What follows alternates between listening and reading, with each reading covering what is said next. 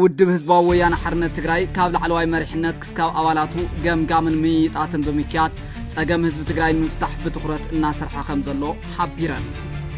بغتا يكون بتزاوري أو قلنا تقرأي دوزولو نمنيم وكوابينا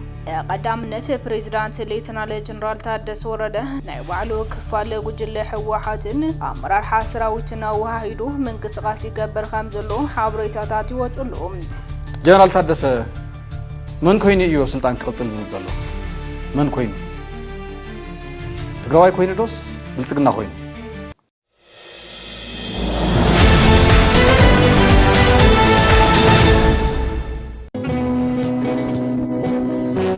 ውድብ ህዝባዊ ወያነ ሓርነት ትግራይ ኣብ ዓለም ለኻውን ከባቢያውን ጉዳያት ብምዝታይን ኣብ ውሽጢ ውድብ ዝተፈጠረ ጸገም ንምፍታሕ በብመድረኹ ሰፋሕቲ መድረኻት ብዕምቆት ከም ዝሰተየ ሓላፊት ቤት ጽሕፈት ህዝባዊ ወያነ ሓርነት ትግራይ ወይዘሮ ፈትለወርቅ ገብረእግዚአብሔር ገሊጸን ብፍላይ ውድብ ህዝባዊ ወያነ ሓርነት ትግራይ ካብ ላዕለዋይ መሪሕነት ክስካብ ኣባላቱ ገምጋምን ምይጣትን ብምክያድ ጸገም ህዝቢ ትግራይ ንምፍታሕ ብትኹረት እናሰርሐ ከም ዘሎ ሓቢረን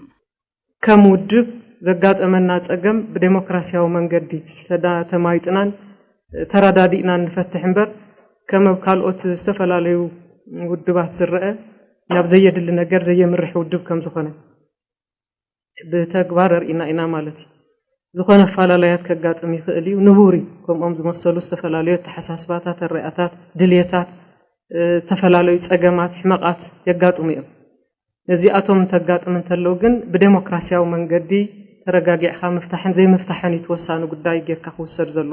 ትዕራይ ብምግባር ብዛዕበየ ድማ ኣፍቶም ሕመቃትና ኣፍቶም ውሽጢ ውድብ ዘለው ጸገማትና ብዝምልከት ምርዳ ፈጢርና ደምዲምና ኢና ነተኣኺባና ዛዚምናዮ ማሕበራውን ቁጣውን ጸገማት ህዝቢ ትግራይ መፍትሕ ክረክብ ውድብ ህዝባዊ ወያነ ሓርነት ትግራይ ይሰርሕ ከም ዘሎ ዝገለጻ ወይዘሮ ፈትለወርቅ ገብረእግዚአብሔር ኣብ በብብርኩ ዘሎ መሪሕነት ድማ ጸገማት ህዝቢ ክፈትሕ ክስራሕ ኢለን ኣብ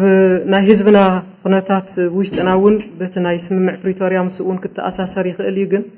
ስፔሲፊካሊ ተብ ህዝብና ዘሎ ኩነታት ውን ገሊኡ ምስ ናይ ተፈጥሮ ሓደጋ ውን ክትኣሳሰር ዝኽእል ከቢድ ዝኾነ ናይ ጥምየት ሓደጋ ኣለና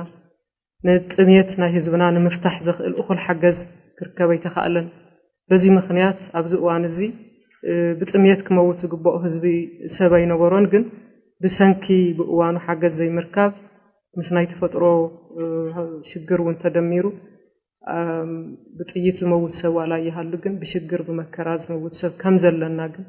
ብዝርዝር ኢና የኢና على سمعنا بريتوريا بملئنات كتكبرن لا على وجزات تجري كرجع دماء ودب هزبايان حرنا تجري عبرتعو كم تسرح ويزرو فتلور قبل زجابهير تزايبا لعلو كله دماء ناي حزب تجري لو على وجزات كرجع جزال بحجة من قست مثلا بتعرف سمع بريتوريا تصحيفات زلا مثلا سلامة ومن قد كاب بكلا خلا حجر وصاي زلو عطق حيل وصيو حزب تجري بتا حق منقست فقدلو لو على وجزاته كرجاجص الله تفتحتي وررت زلو حزبنا نصح وصلو اتودب قبل علوي مريحነት حواحت جميرو كسكاب ابلاس جمرو مدرخ دما ناب حزب وريدو زاته خمس جبر ويزرو فتلورق حبيرن نت حزبنا عيز ولا محور ايكونومياو ጸገማት ከም ዘለው بزرزر ዝዳህሰስናሉ ገምጋም ይተገምጋምና ፖለቲካዊ ኩነታትና ብዝምልከቱን ፍላይ ምስጸጥታ ምስ ምርግጋዕ ተኣሳሲሮም ክላዓሉ ዝግብኦም ጉዳያት ዝምልከቱን ህዝቢ ብሰላም ኣቱ ብሰላም ንምውጻእ ዘኽእሎ ናይ ውሽጡ ናይ ሰላም ጸጥታ ምርግጋዕ ብዝምልከቱን ስፍሕ ዝበሉ ጸገማት ከም ዘለው ዝረአናሉ ኩነታት ኣሎ ማለት እዩ قدامنا بريزيدنت ليتنال جنرال تادس ورده نايوعلو كفال وجل حواحاتن أمرار حاسراويتنا وهايدو من قسقاسي قبر خامزلو حابريتاتاتي وطلهم كابو تادرو عزيزي ليتنال جنرال فسها مانجوس ميجر جنرال يوحنس ولد جورجيس مديد ميجر جنرال ماشا بينا ميجر جنرال قبر دلام كونريل تولد عنباب كامزخونن كابو بوليتكا مرحنة دما هايتا عالم قبر واحد إساس تادس دكتور فسها ደብረጽዮን ተክላይ ገብረ መድህን ዶክተር ሰለሞን ኪዳኑም ሊአካሳ ከም ዝኾነ ተፈለይቱሎም ካብ ትማሊ 7 ሚያዝያ 2018 ዓም ትምረት ጀሚሩ ድማ ስሩዕ አኺቡ ዘካይድ ዘሎ ማእከላይ ኮሚቴ ሕወሓት ዘለዎ አሰላልፋ ክሳብ ሕዚ በንጹር እኳ እንተ ዘይተፈለጠ አባላት ጉጅለ ዶክተር ደብረጽዮን ዝኾኑ አባላት ፈጻሚት ስራሕን አዘዝተ ሰራዊት ግን ነፍስ ወከፍ አባል ማእከላይ ኮሚቴ በመምቃል ናይ መማንን ክሳብ መፍራህ ዝበጽሕ ናይ ጎስጓስ ስራሕቲ የካይዱ ከም ዘሎ ተፈለይቶም ጀነራል ታደሰ ምን ኮይኑ እዩ ስልጣን ክቅጽል ዝብል ዘሎ ምን ኮይኑ ትግራዋይ ኮይኑ ዶስ ብልጽግና ኮይኑ ትግራይ እንተ ኮይኑ ምስ ትግራይ መኸረን ትግራይ መርሐን እንተ ወለተ እዩ ኣብ ስልጣን ክቅጽል ዝብል ዘሎ ማለት እዩ እዚ ክፍለጥ ክኽእል ኣሎ ጸረ ውዕል ፕሪቶሪያ ከይዱ ጀነራል ታደሰ ባዕሉ ብልጽግና ጥራሕ ሳይኮንስ ጀነራል ታደሰ ባዕሉስ ምስ ተጋሩ እንታይ መኸረ ይኸይዱ ምስ ዝኾነ ናይ ትግራይ ትካል ኣይመኸረን ብልጽግናን ናይ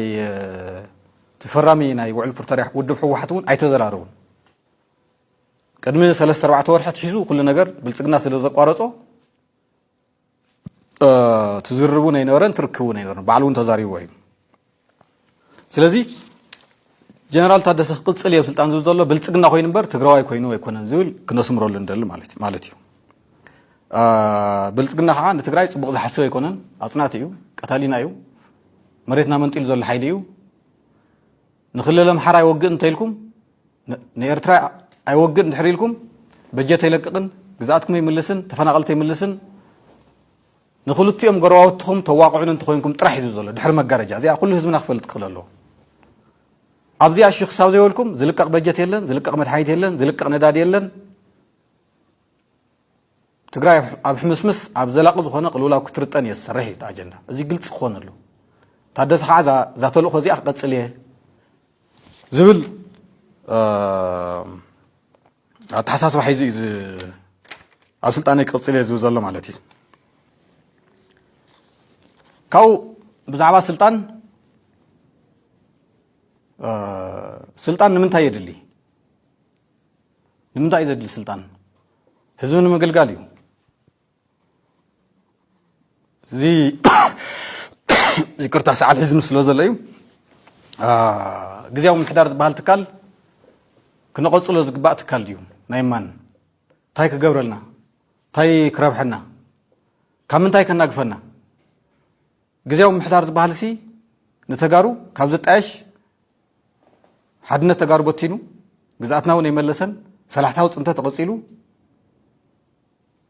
ናይ ትግራይ ፖለቲካዊ ሓድነት ፋሕ ጭንግራሕ ኣውፅኡ ጥፋእ ትግራይ ብኻሊእ መንገዲ ብኻሊእ ቨርዥን ዝቐጽል ዘለዎ ናይ ደገ ተልእኾ ዝሓዘ ባዕዳዊ ምምሕዳር እዩ ማለት እዩ ከም ውድብ ባይታና ንኣምነሉ ምስ ትግራይ ዘተሓዝ ንተጋሩ ክጠቅም ዝመፀ ትካል ኣይኮን ንሕና ብዙሕ ግዜ ገሊፅና ኢና ብሾክ ዶክትሪን ብውግእ ክንብርከኽ ዘይከኣለ ህዝቢ ብኻሊእ መንገዲ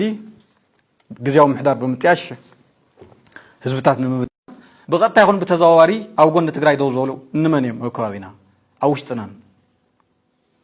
ካብ መንግስታት ብዓብዪ መንግስቲ ኤርትራ ኣሎ ናይ ሱዳን መንግስቲ ወይ ከዓ አልቡርሃን ዝመርሖ ናይ ግብጽ መንግስቲ ናይ ጅቡቲ መንግስቲ ናይ ስዑድያ መንግስቲ መንግስቲ ሊብያ መንግስቲ ሶማሊያ ናይ ኳታር መንግስቲ እዞም ብመንግስታት ደረጃ እዚኣቶም ብቐጥታ ተዘዋዋርን ኣብ ጎኒ ትግራይ ኣለዉ ትማል ትግራይ በይና ነይራ እዚ ክስምረሉ ኣለዎ ዓመፅቲ ክንመን ኣለዎ ጎንና ዓመፅቲ ሓደ አልሸባብ እዩ ካሊእ ተቃዋምቲ ደቡብ ሱዳን ናይ ደቡብ ሱዳን ተቃዋምቲ ኣሰላልፈኦም ምስ ትግራይ እዩ ቀጥታ ዲ ብተዘዋዋሪ ካሊእ ዘረባ እዩ ዓንተ ወስሚሮ ኣለየ ተቃዋምቲ ደቡብ ሱዳን ኣሰላልፈኦም ምስ ትግራይ እዩ ካብኡ ከዓ ናይ የመን ሕቲ ብቐጥታ ይኹም ተዘዋዋሪ ኣሰላልፈው ምስ ትግራይ እዩ ኣብ ኢትዮጵያ ዘለው ምስ ብልጽግና ዝነበረ ፋኖ ምሳና እዩ ናይ ኦሮሞ ነፃነት ግንባር ወይ ከዓ ኦላ ዝበሃል ኣሰላልፈ ምስ ትግራይ እዩ ናይ ኦጋዴን ነፃነት ግንባር ኦንኤልኤፍ ዝበሃል እውን ምስ ትግራይ እዩ ካብ ናይ ኢትዮጵያ ዓመፅቲ እየ ዝብል ዘለኹ ካልኦት እውን ካልኦት ኣብ ጋምቤላ ኣለዉ ኣብ ዓፋር ኣለዉ ኣብ ዓፋር እውን እኒው ናይ ዓፋር ዲሞክራሲያዊ ፓርቲ እውን ምስ ሰራዊቶም ማለት እዩ ኣብ ካልኦት እውን ኣለዉ ስለዚ ኣብ ከባቢና ብልጽግና ዝተኸበበ ስርዓት እዩ ኣብ ማእኸላይ ምብራቕ ዘለዉ ሓገዝቱ ኤሚሬትስን እስራኤልን ከዓ ቀርኖም ተሰዊሩ ዘየመሓድርዎ ውግእ ወሊዖም ኣብ ፀገም ኣለዉ ዝብል ከስምረሉ ዘሊ ምስ ብልጽግና ዘሎ መን እዩ ሓደ ናይ ቻድ መንግስቲ እዩ ብመንግስቲ ደረጃ ናይ ቻድ መንግስቲ ምስ ብልጽግና እዩ ናይ ኤሚሬትስ መንግስቲ ናይ እስራኤል መንግስቲ መንግስቲ ደቡብ ሱዳን መንግስቲ የመን ዋላ ፓራላይዝ ዝኾነ መንግስቲ ይኹን ማለት እዩ መንግስቲ የመን ምስ መንግስቲ ኢትዮጵያ እዩ ኩሉ ሰብ ክፈልጦ ስለ ዘለዎ እዩ ተራ ጉዳይ ኣይኮንና ንርኢ ዘለና ስለ ዝምልከተና ንህልውናና ስለ ዘገድሰና ናይ ኬንያ መንግስቲ እውን ዋላ ፓሲፍ ይኹን ኣሰላልፋኡ ዋላ ኣክቲቭ ይኹን ምስ ብልጽግና እዩ ካብኡ ተቃወምቲ ንመን እዮም ዘለዉ ምስ ብልጽግና ተቃወምቲ ሊብያ ቶም ናብ ኢትዮጵያን ናብ ቻድን ዘመሓላልፉ ዘለዉ ማለት እዩ ንኣርኤስኤፍ ተቃወምቲ ሶማልያ ማለት እውን ጁባላንድ ፑንትላንድ ሶማሊላንድ እዚኣቶም ምስ ብልጽግና እዮም እዞም ተቃወምቲ እዚኣቶም ካብኡ ናይ ሱዳን ኣርኤስኤፍ ወይ ከዓ ወሃቢ ቅልጡፍ ድጋፍ ዝበሃል ማለት እዩ እዚኦም እዮም ናይ ብልጽግና ስለዚ ብልጽግና ተነፀለ ስርዓት እዩ ንብል ዘለና ብዘይ ምክንያት ኣይኮነን ካብኡ ናይ ትርኪ ጉዳይ ከም ትፈልጥዎ ማእኸል ሰፋሪትያ ናይ ዕወላ ፀወታ እያ ትፃወት ሕዚ ግን ናይ ህልውና ሓደጋ ድሕሪ ኢራን ሕፂት ስለ ዝኾነት ሰልፋ ትንፅረላ ማለት እዩ ንመን ተወጣውጥ ከም ዘላ ትርእይዎ ኣለኹም ብድምሩ ብልጽግና ተነፂሉ ከምዚ ኢሉ ሰማይ ደጊፉ ዝሓድር ዘሎ ስርዓት እዩ ጉራ ኣይኮነን እዚ